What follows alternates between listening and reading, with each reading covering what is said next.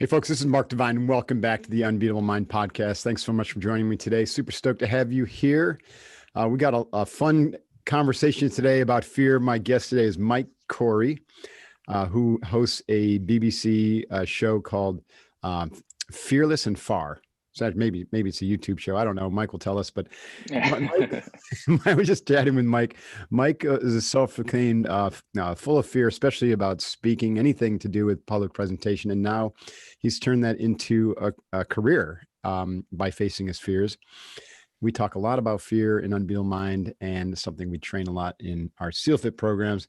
So I'm really, really anxious to see or excited to hear Corey's perspective on it. Corey comes to us from Turkey, where he's been traveling since June. This is being recorded on Thanksgiving week, 2020. One of the more interesting years that we've had in a long time, right, Corey? Well, thanks for joining me, huh, buddy. How are you doing? That's right. Good. It's Mike actually, Mike Corey. Oh, Mike. But, what did I call you? Corey, but Corey Mike. Yeah. It gets slipped around a bit. It's good, man. I'm actually in Turkey. No worries. I'm in Turkey right now. Been in Istanbul for a few weeks. We had I had a television shoot here. We were trying mad honey, the hallucinogenic honey, actually, that grows in this special part of the world. I thought it was only Nepal, but they have it in Turkey. I've never heard of it. So it's actually produced by a honeybee. It's a honeybee that gets the pollen of some particular kind of rhododendron that has a neurotoxin. And so they make the honey with the pollen. And apparently, if you have too much, you go crazy and see things. It's also medicinal for all kinds of things that they say. So anyway, but it's a cool story. How did that work out for you? It was good. So I do some television presenting on the BBC travel show is the name of the program. And we were here to do some alternative therapies. So besides hallucinogenic honey, we did leech therapy. So I got sucked on by some big fat worms, which was another great old time. That does not sound good. No, exactly. Under different circumstances than growing up in Canada, swimming in the lakes. Either way, though, I guess I've kind of built a brand around trying to make myself comfortable being uncomfortable. And that has led me to all sorts of weird corners of the world. Yeah, wow. Well, I can't wait to talk more about that. But before we go down those rabbit holes, give us a little bit about, who you were in your formative years, where you grew up. What were some of you said you had this abject fear of speaking. What was that all about? Just give us the backdrop. No, it's a winding, twisting trail my entire life, but luckily aren't they all, by the way? Exactly right. No interesting life, was just a simple path A to B for sure. And that's my story too. So the big thing that I'm known for now is speaking about fear. I have a YouTube page and Instagram. It's all called Fearless and Far. And it's called Fearless and Far, not because I'm fearless by any means. I think I'm probably more fearful than the average person, but because I've been so fearful my entire life, I've learned to become friends with it and not let it boss me around, because fear can be quite a bully in your life and it can hold you back and make you feel stuck. And I learned that if you turn your fear compass towards these things that terrify you and step into them safely with guidance, your life opens up massively, and you get unstuck and you get these things that you never thought you'd be able to achieve. So for me, due to some trauma when I was in grade 3 or 4 in grade school, a teacher brought me up in front of the class and made fun of me. Basically, it happened twice that year. I was the only kid. I was a shy kid. Don't know why it happened, but it did.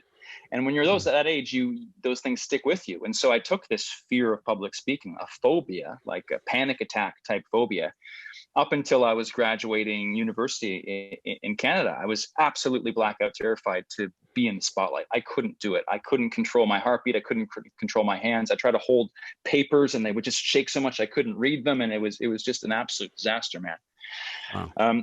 And so for me, the journey from that to speaking professionally, now my job is I speak on television, I speak on podcasts, I have my own YouTube channel, and that's how I make my money. This thing that I was absolute blackout terrified of is now my career. And so it's been not an easy journey, but it's through pushing myself. And when life decided to hand me troubles, instead of victimizing myself and feeling like it was a disaster, trying to find the opportunity in there, because I don't think everything happens for a reason, but I think that if you do think everything happens for a reason, you can very easily find that reason, and then you can grow from there, right? So that's like the long story in the medium short form.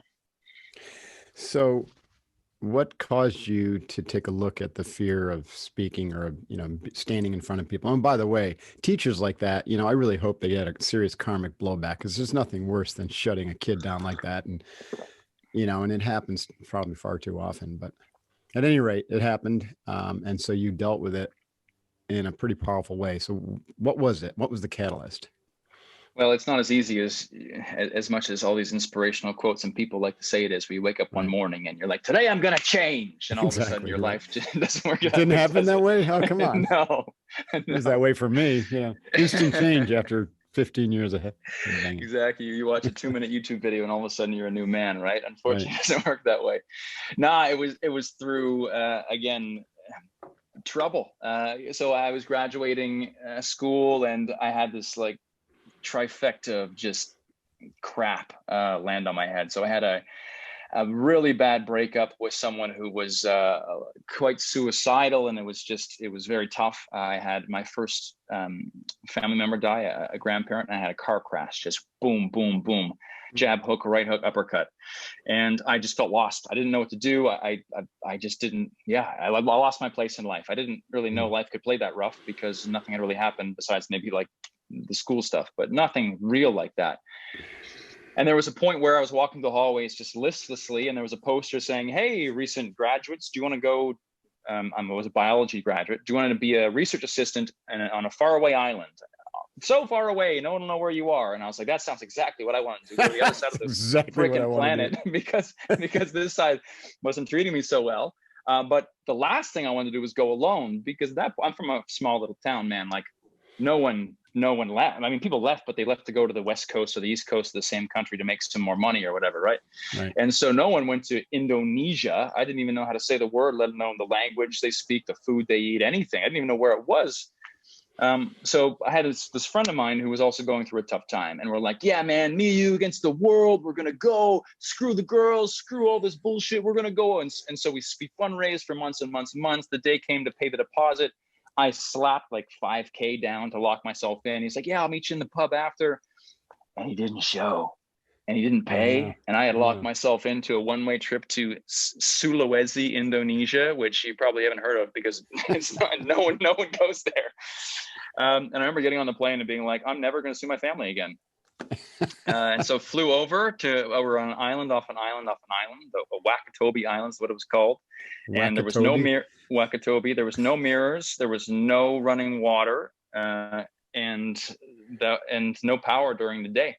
And I lived there for 3 months, and it was the best thing that ever happened to me in my entire life. The absolute best thing, for many reasons. But one of the main reasons is when they live in this world that we do, we start to put importance on things that don't really matter, man. We put too much value on how people look, what they wear, their appearance on the outsides. But you go spend 3 months on a desert island, again, with no running water, no mirrors, that outside cakes and falls away pretty quick. You know, so people showed up with their gelled hair and like their nice nails, and that's all dirty and, messed up after a couple of days, and you get to see what's on the inside. And the people who didn't work enough on the inside, they end up being like, the cool kids, the ones. Sounds the ones like who Survivor. What did you guys do over there?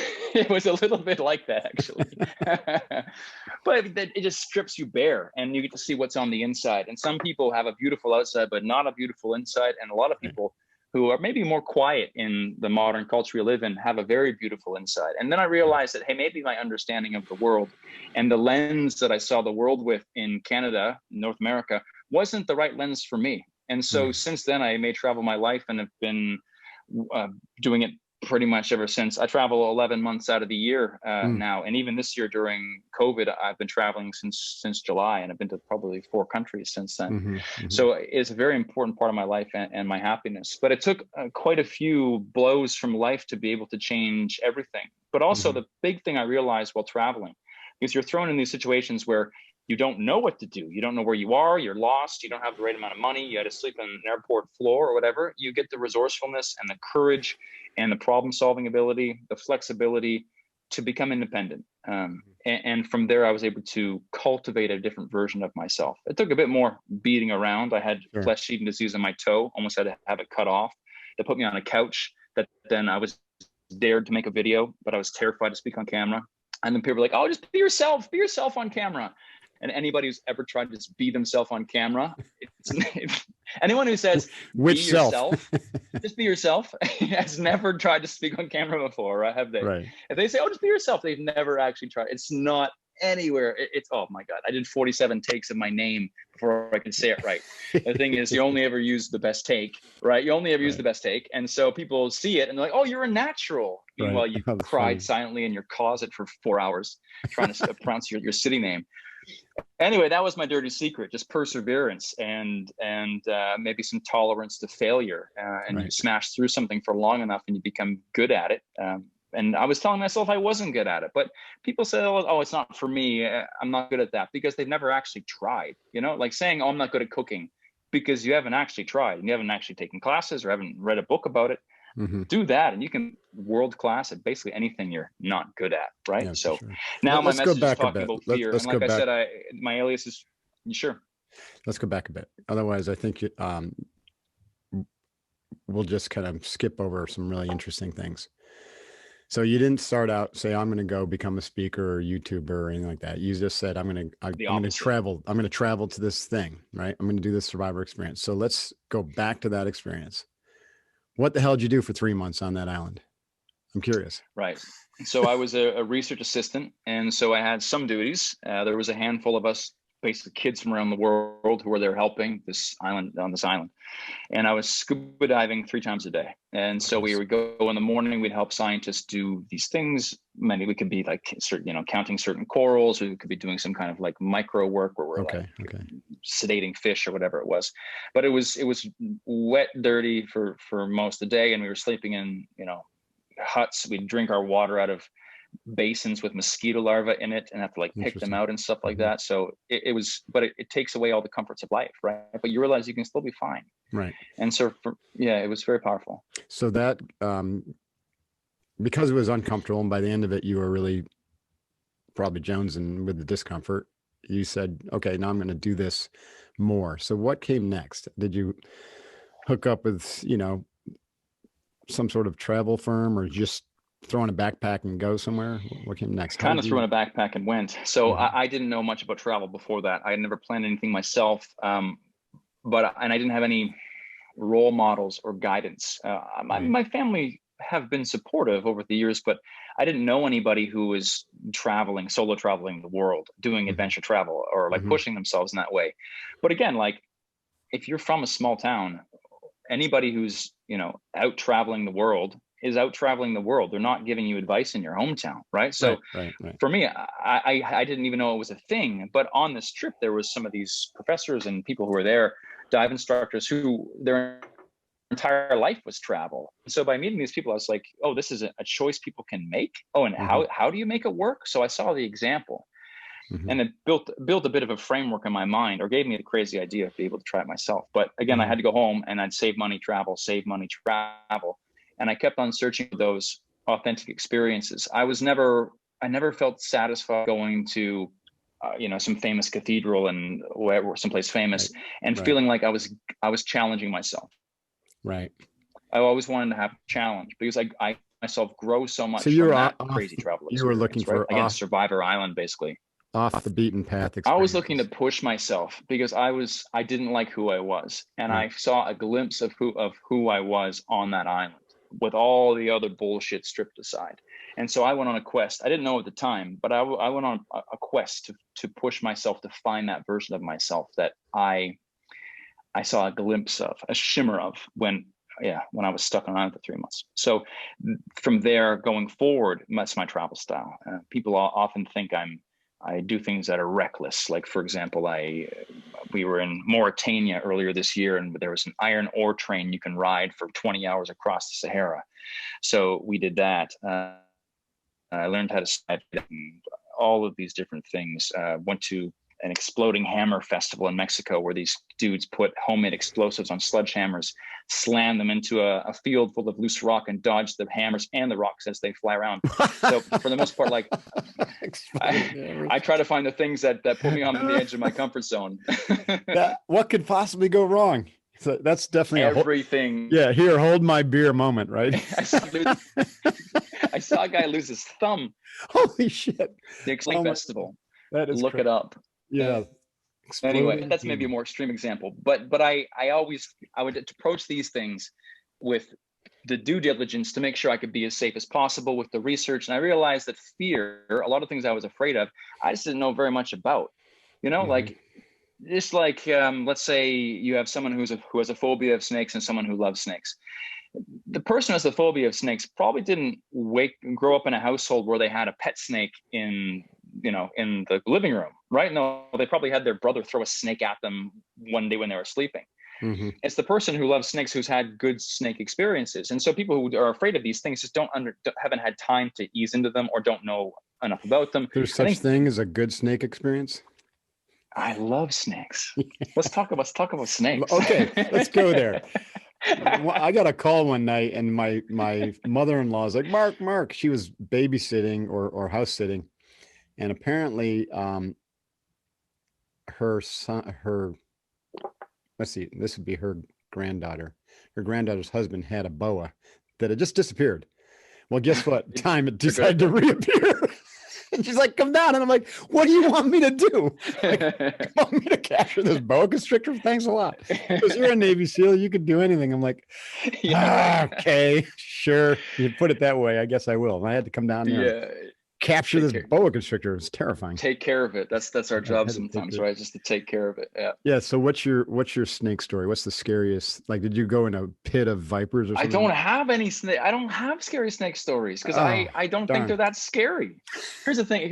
We'll end the snake discussion on this note. I feel about snakes the same way I feel about sharks. Sharks are getting a bit more love these days, but it's like this. All right. So there's some sharks that are fine and some sharks that can kill you. Some snakes that are fine and some snakes that can kill you. Yeah, there's many more that stay away from the ladder. Stay away from the ladder. Exactly. The ones over here, don't go near those. But there's a vast amount more of ones that can't hurt you, right? Right. So let's look at something else.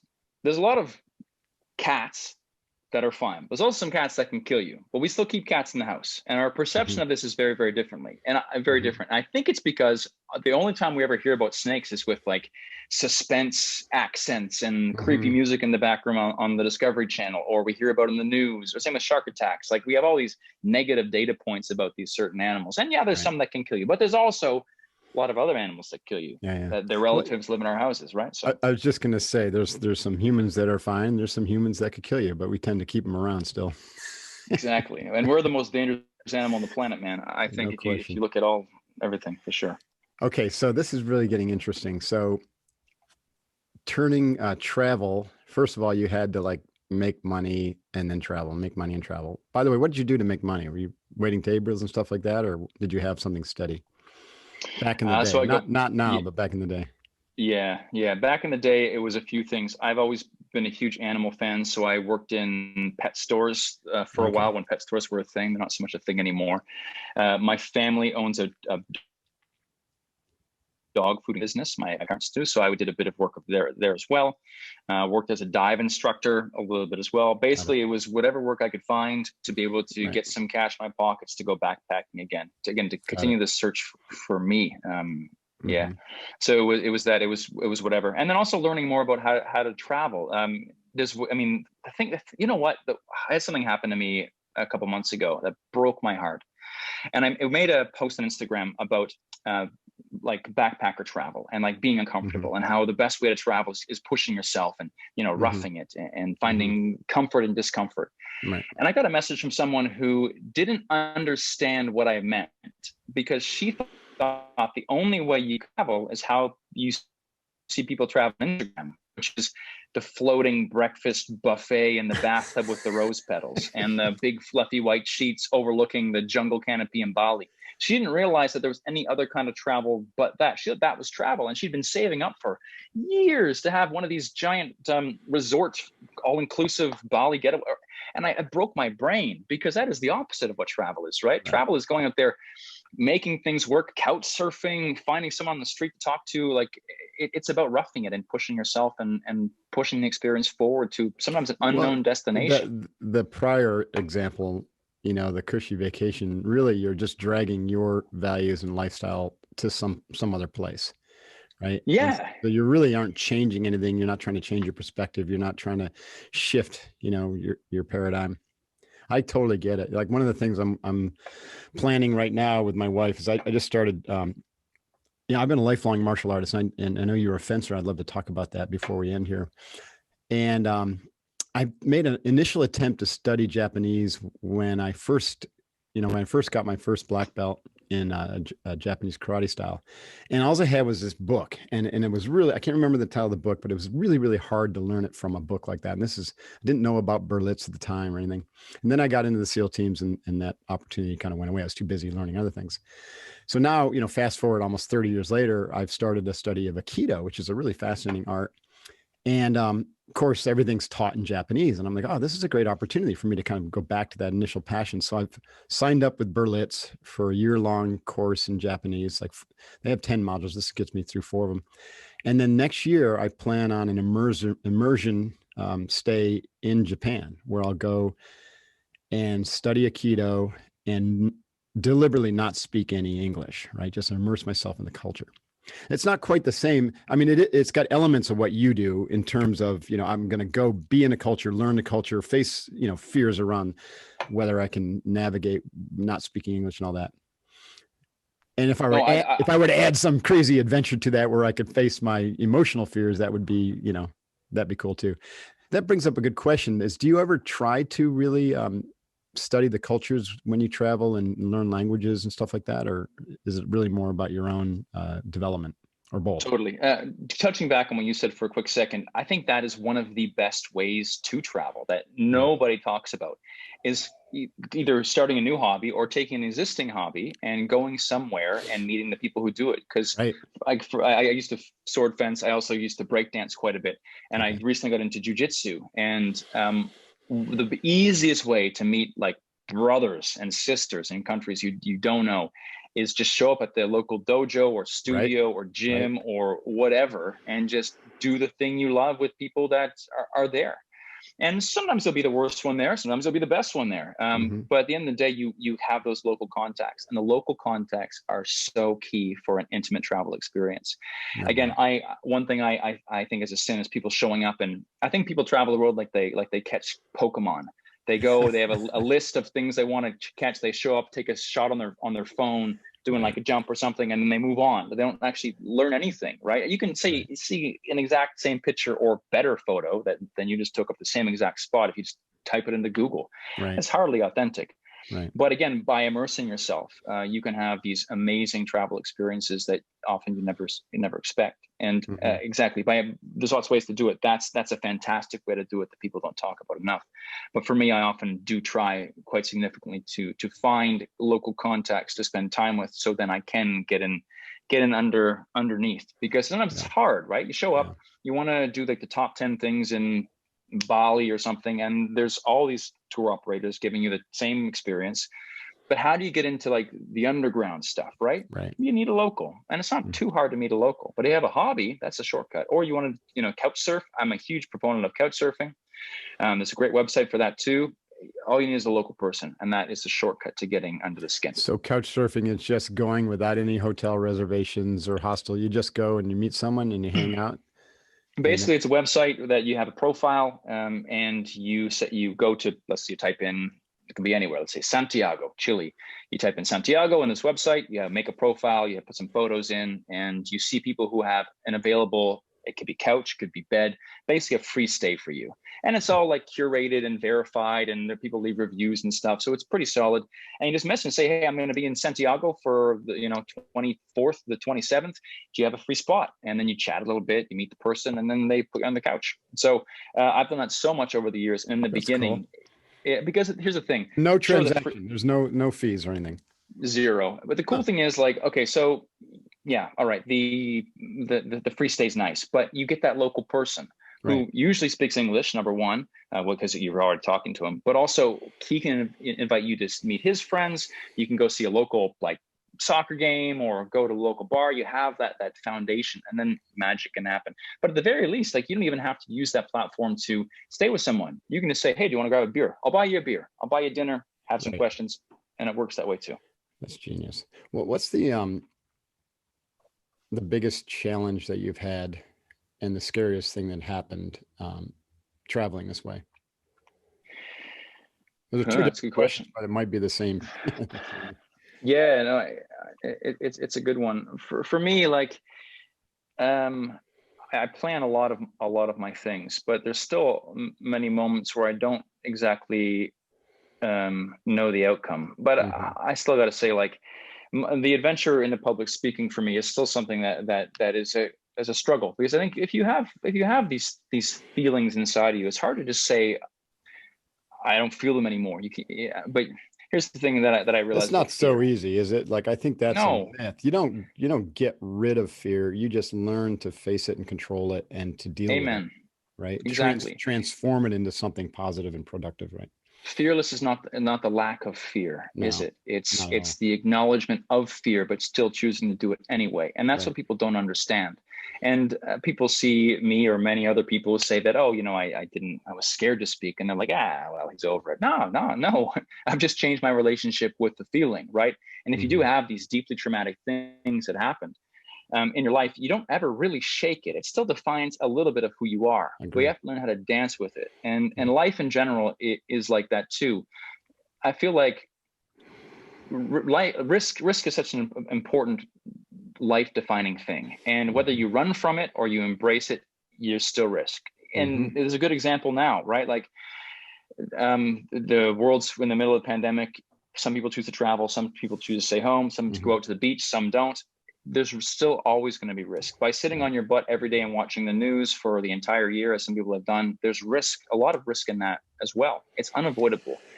The most scared I've been is maybe not the story you're looking for, but it's still a pretty crazy story. So there was Mexico and Spain notoriously are the craziest countries for festivals. So I told you the exploding hammer. They're kind of dangerous, right? You may not survive this festival. It should be in the fine print. Exactly. So the Exploding Hammer Festival was definitely one that was unbelievably scary. But at the same time, I just knew I had to keep my wits about me. As long as you were looking around and aware and not drunk, you were probably fine. Definitely not 100% fine, but 95. But I went to another one called the Bowls of Fire Festival. So every year there's the National Pyrotechnics Festival in just north of Mexico City. And what can possibly go wrong? Yeah. It's about as safe as you'd imagine a Mexican firework festival would be, which is not safe and not safe at all. So one of the nights they have this thing called Toros de Fuego, the Bowls of Fire. And you've heard of the running of the bulls in Spain, right? Where you run, and that's dangerous. So take that same idea of running from something super dangerous, remove the actual physical bull, but replace it with a like mechanical, like steel frame bull, bigger than a car. Not yet. First you fill it full of fireworks, like model rocket engines, all these different things. Then you wrap it up in paper mache, and then you lay it on fire and push it into a crowd of people.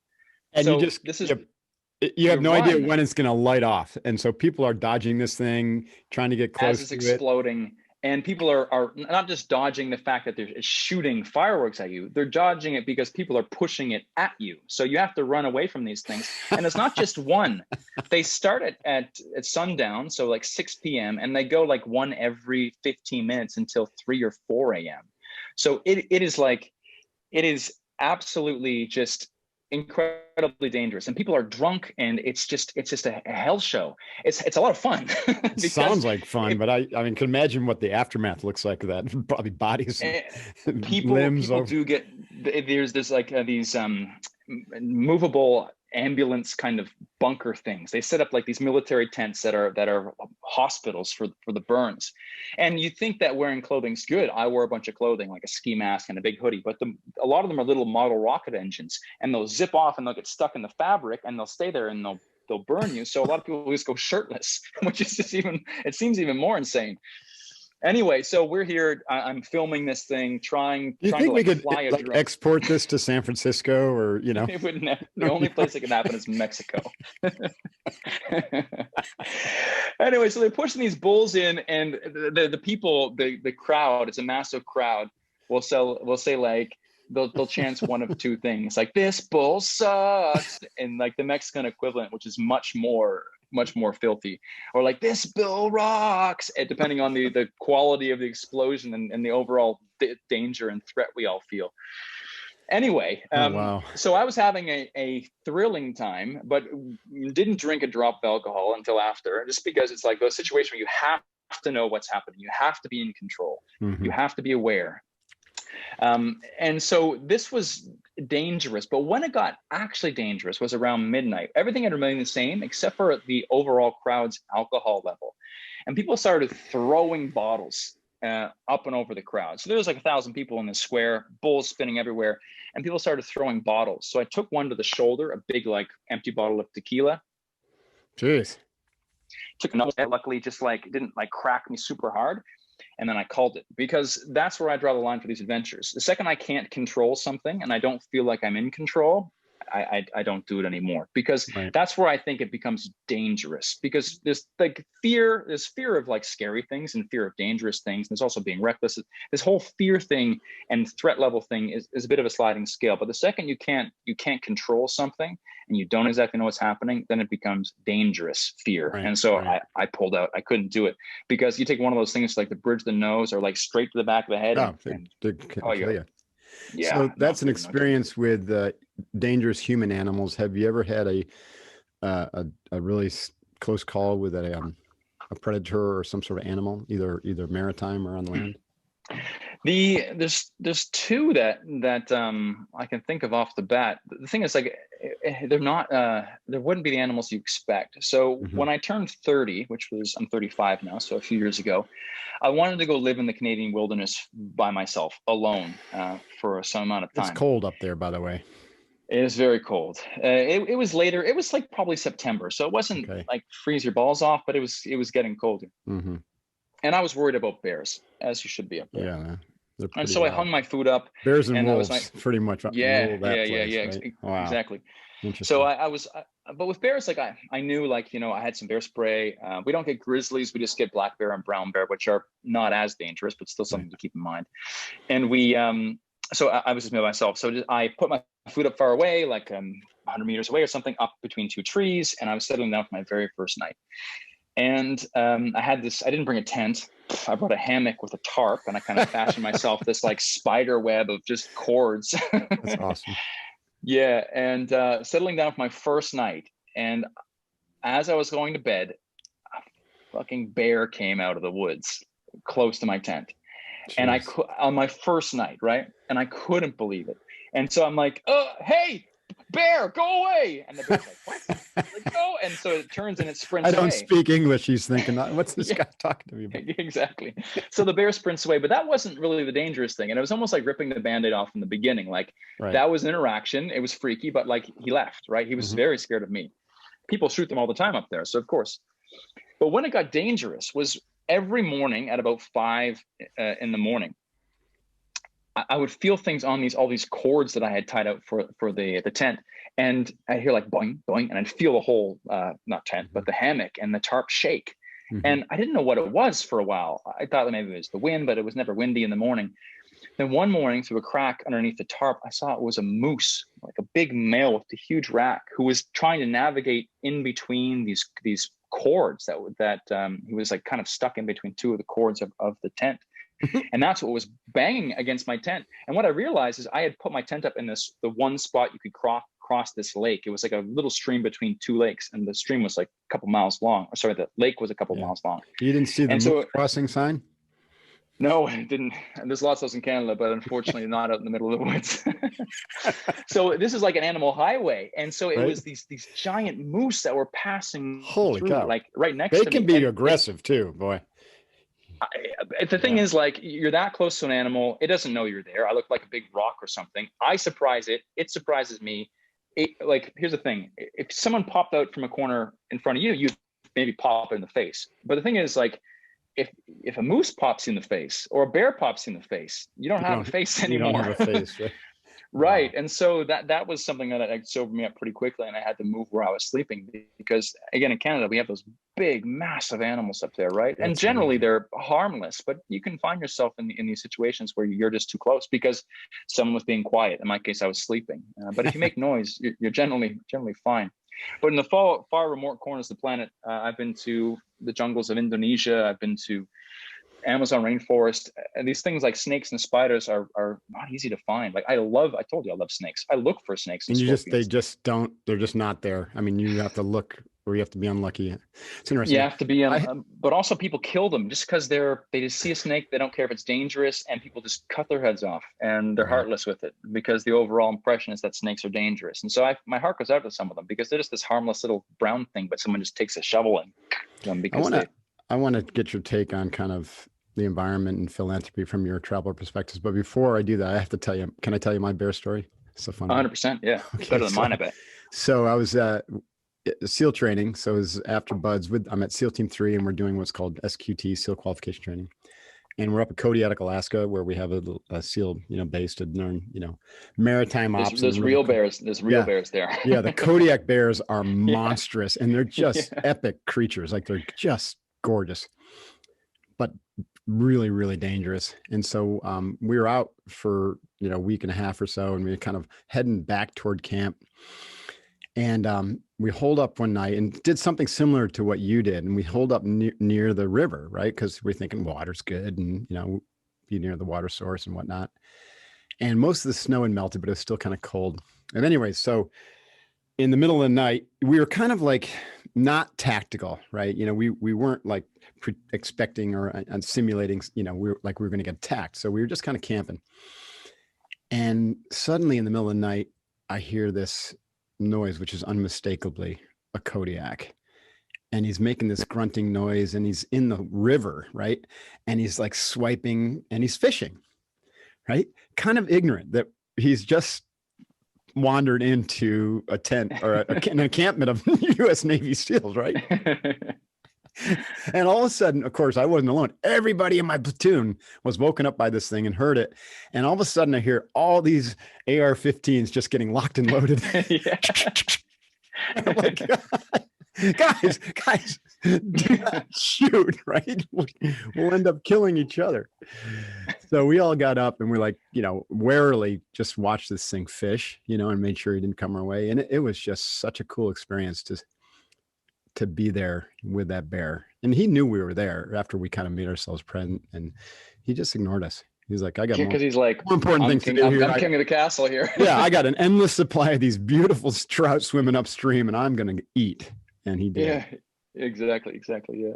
So, But you're right, though. Those animals, when you see one I saw one in a zoo, same with the full-grown moose I've seen a few more times. But when you see a full-grown Kodiak grizzly bear or a full-grown male moose, you realize, oh my God, this is like the equivalent of a prehistoric beast. Like this is a whole different level of animal. I thought a moose was the same size as a horse till I saw one. It's huge. And I saw like a grizzly stand up at the zoo, and I was like, I just fainted almost. What do you do? It's a monster.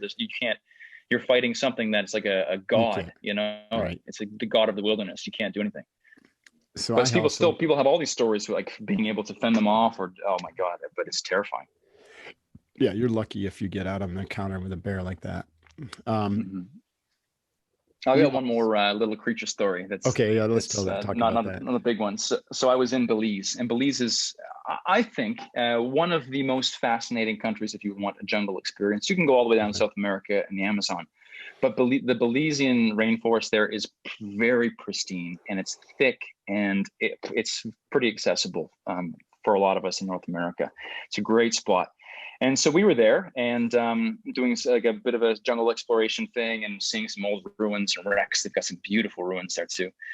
And I travel a lot, so I had a project in Thailand coming up the following week. And so I did my project, got on a plane, went back home to Canada for a few days, then flew over to Southeast Asia. But I had this little pimple on my wrist, and I was like, "What is this thing?" And I tried to pop it, and it wouldn't pop. And then the pimple, it goes away after a couple of days, that kind of thing. But it wouldn't go away, and it was like 2 weeks of having this little pimple. and it was getting bigger and bigger, but didn't look infected. Like it wasn't, when things get infected, they get big, red and swollen and pussy. Don't tell It me wasn't it was doing that. a spider, baby spiders in there and something like that.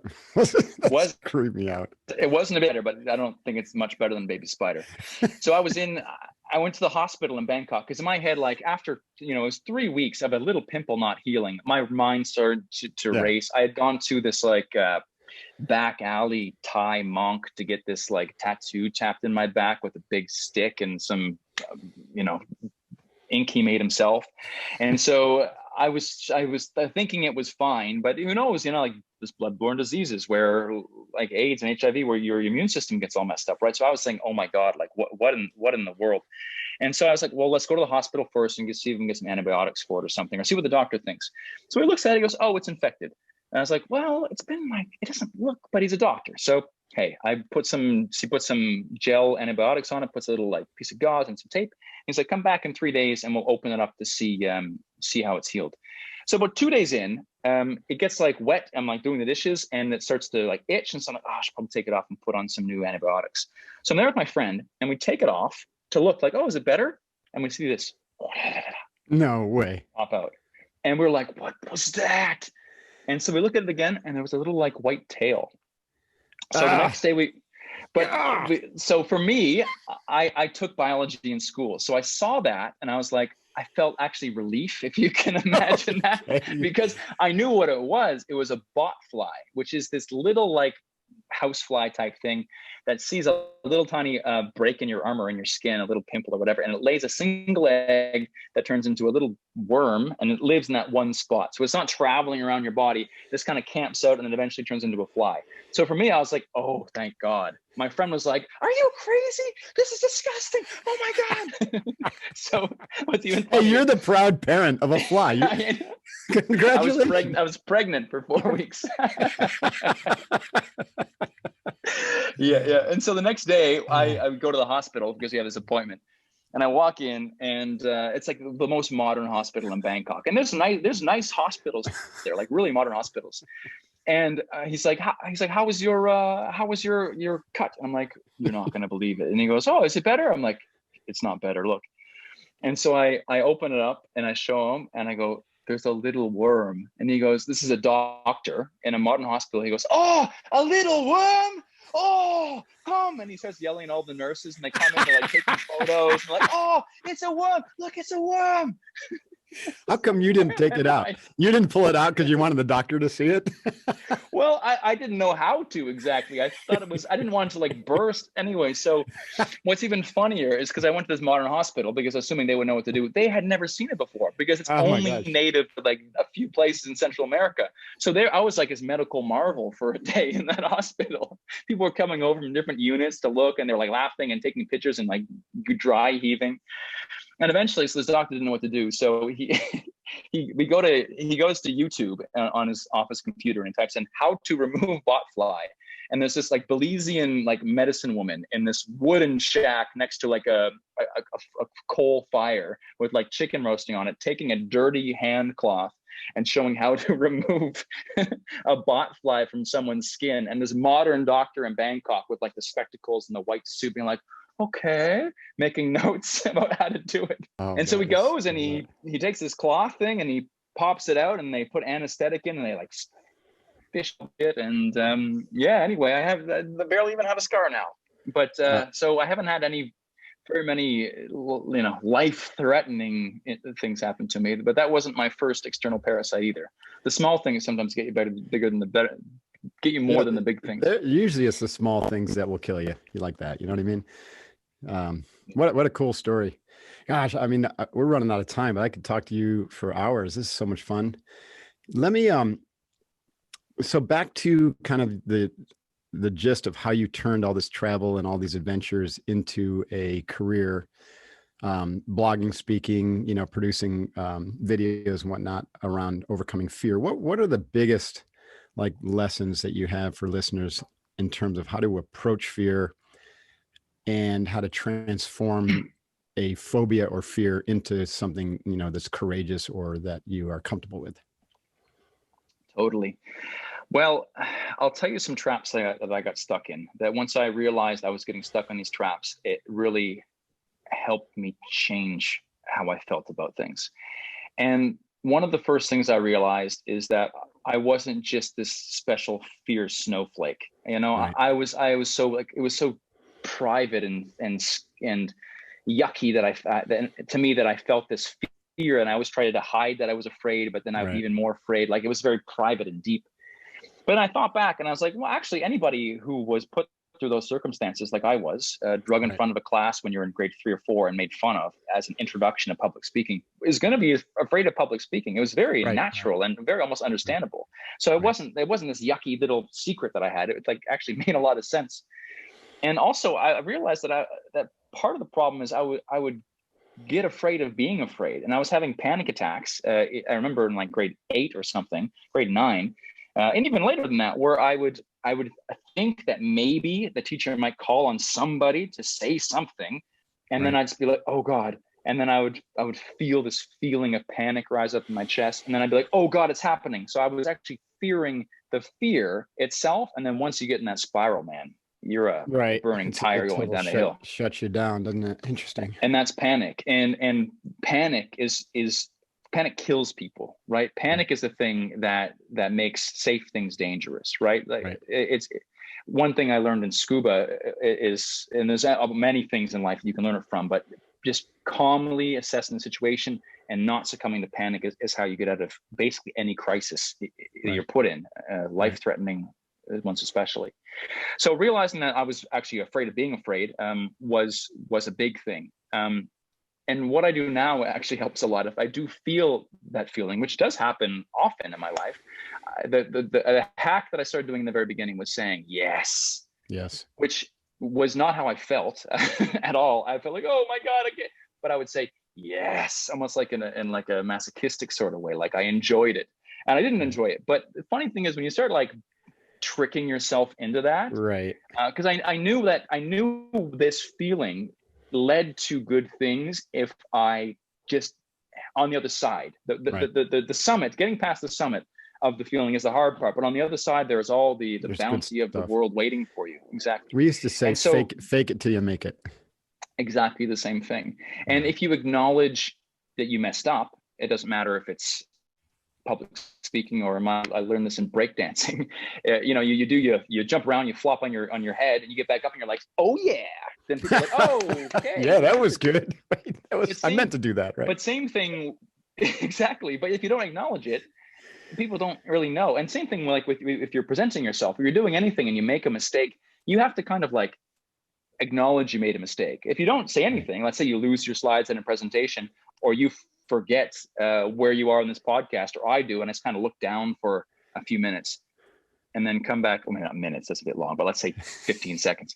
And I come back up and say something, then you'll be like, oh, maybe he was just thinking. But if you're like, oh, I forgot where I was for a second, you're like, what's up with this guy? You know what I mean? Right. And so That's never happened things, to me. these extra, not me neither. But like these tools, but the two main ones in the beginning was realizing I don't have to be afraid of fear, and that feeling coming up could be an indicator. It often is an indicator that I'm about to change for the better. And being Right. able to have the foresight to realize, okay, this sucks now. But after this, there is a lot of reward. That. So to notice when the suck is coming and then to embrace it, right? Be like, yes, here it comes. I love that. And don't learn from it. Don't run away. Don't deny it, because that's your opportunity to press through to that other side. And I love how you say that on the other side of that fear is a bounty, right? There's a reward. Mm-hmm. Fear, or just, I mean, it's also just discomfort. And I'm sure you're no stranger to that.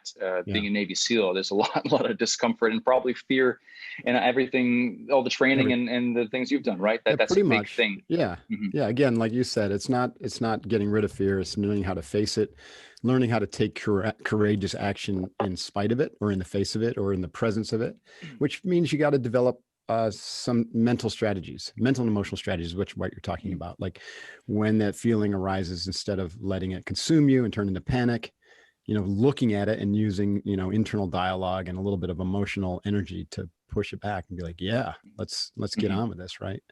And that's what being fearless is. Like you said, courageous action, because it's an act of courage.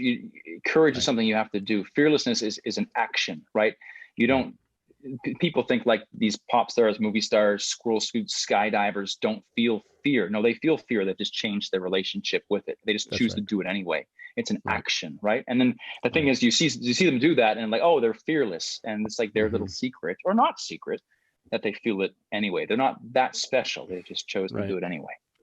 Right. Oh, Patrick Sweeney. So my friend, this guy I know, I wouldn't, I don't know him that well. I've only met him a couple of times, but I had some beers with him up in Tahoe, but he wrote a book called Fear is Fuel. And I thought that was a great kind of metaphor, right? Because you can use fear to fuel courage, right? And so anytime you feel that fear come up, or you see, or you identify something that you're fearful of, then that's an opportunity, right? Because you're gonna fuel up your maybe motivation to grow or to change or to transform, right?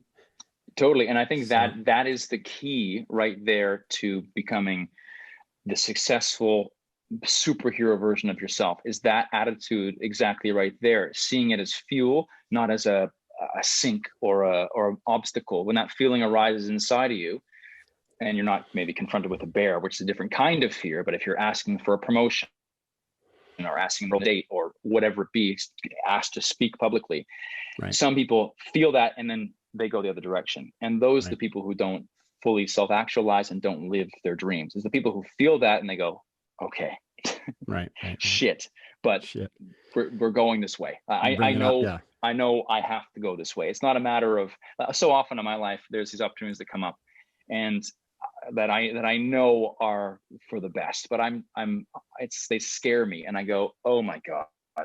Yeah, here we go again. I say like, fuck. And it's like, oh, okay, let's do it. And it might be, committing to a speaking circuit, or it might be doing something, but it's not like a yes, it's like, oh my God, I know what I have to do, and I know there's no other option but to do it. And that's what courage is, right? It's the action of doing it, even if you feel afraid. I love it. Mike, we've run out of time. It's so great to talk to you. I really love what you're doing, your lifestyle. Hope you can keep it up for as long as you can, right? Probably until you get married and you have a wife who says, no mas. Well, so far, no wife, and I'm having a good time. Yeah, right on. Where can people learn more about you? What are the social media and YouTube handles and stuff like that?